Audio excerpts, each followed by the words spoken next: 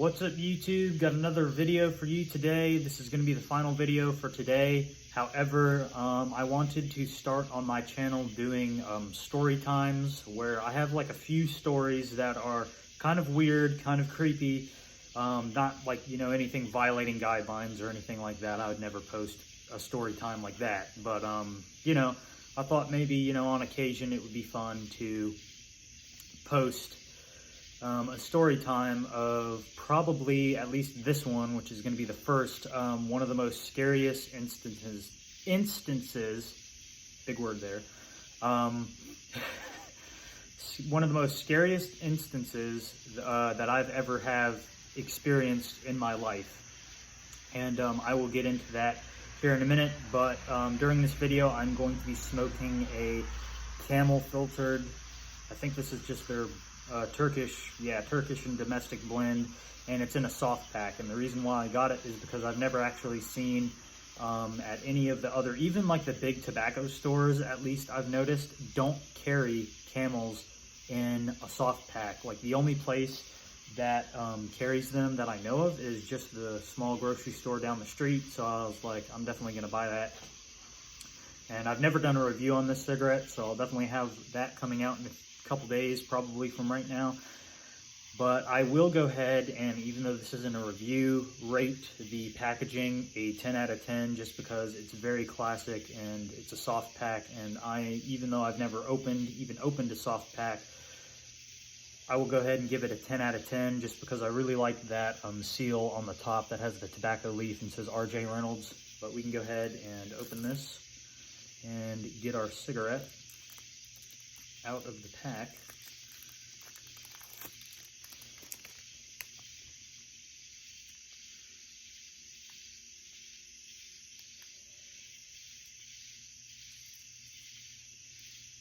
Now, I've never even watched any tutorials on how to properly open one of these, so if I fuck it up, which I don't think I'm going to, but if I do, oh well. And okay, I have it open.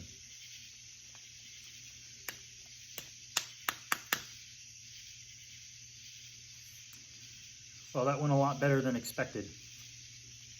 Anyway, let's go ahead and get this cigarette lit up and get on with the story.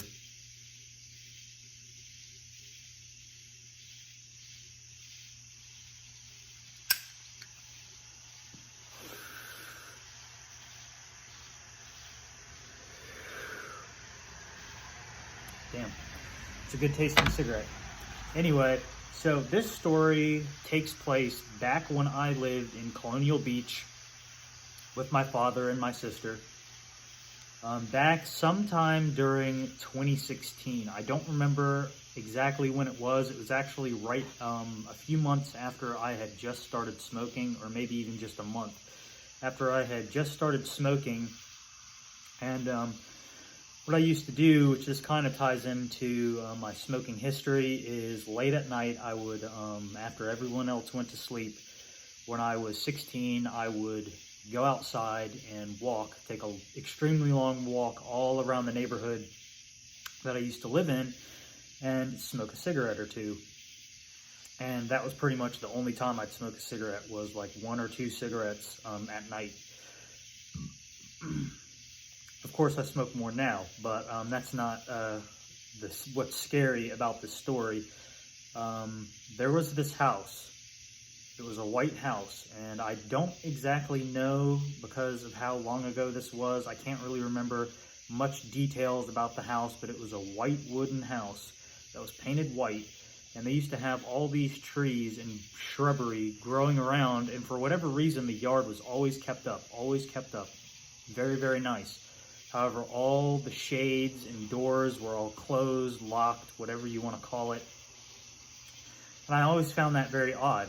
Like, everyone else in that area was always either outside during the day doing something. There was one old car sitting there that was from, I think, the mid-90s, under a small tree / bush that was getting like algae, or not algae, mildew growing on it. You know how if you park a car in a very humid, damp area where there's like tree limbs covering it, it starts getting that green shit growing all over the car. It had a bunch of that on it. However, again, the yard was always taken care of and the trees were always trimmed, even though that one tree that he parked his car under wasn't. And I'm assuming it's a he because I don't know, and I'll get into that in a minute. But every time I would walk by there at night, and this is what kind of set me off, or not set me off, but threw me off.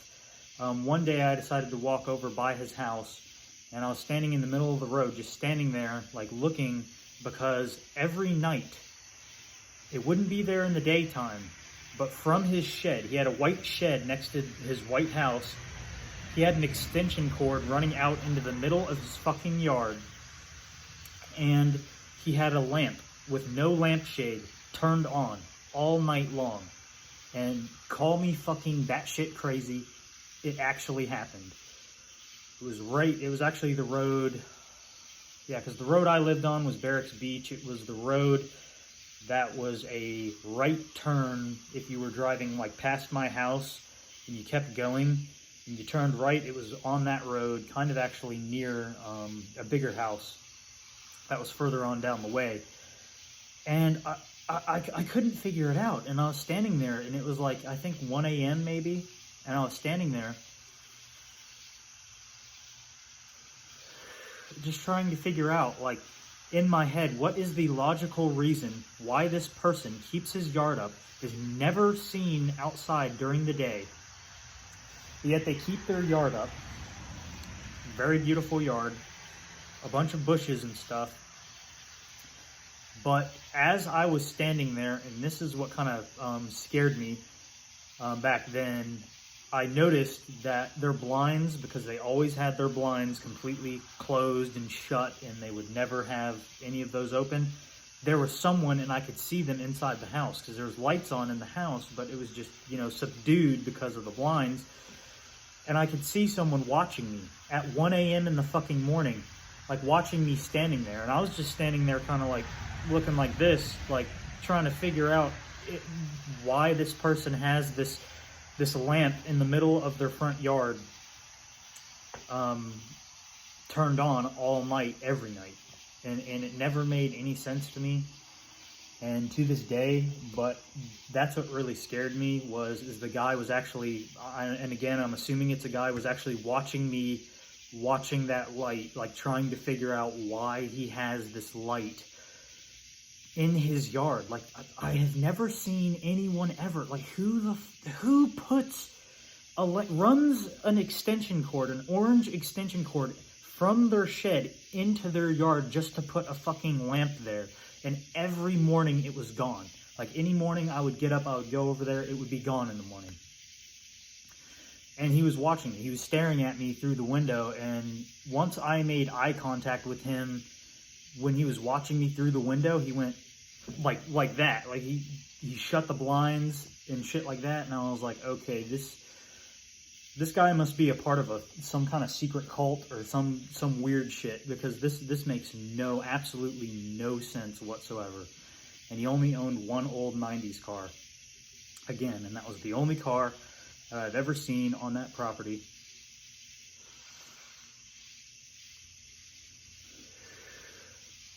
But again, I just found it off. And I don't know why exactly little stuff like that puts me off and is really, really weird. But to this day, I have no idea what was going on in that house. I have no idea why that lamp with no lampshade ran with an extension cord out in the middle of the yard that he kept pristine all the time. But I never even met the guy. I never said hi to him during the day, because anytime I'd walk by during the day, the car would be gone and no one would be there. Absolutely. Only at night was the car there and was the lights on with all the blinds shut. And again, it was just really, really eerie to me, because it would be like there would be no wind, no nothing, and just this lamp, this one lamp, and everywhere else would be dark and it would be turned on. And I never understood why. And I think that's part of almost like a type of human psychology, because we as humans, we want to know why. Like, what's the logical reason why that's there?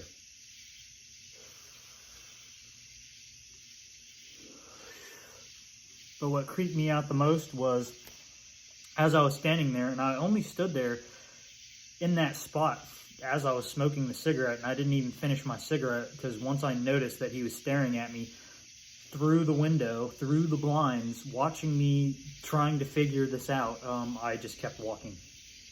Because I was like, I'm not going to continue to stand here and stare back at him through his window.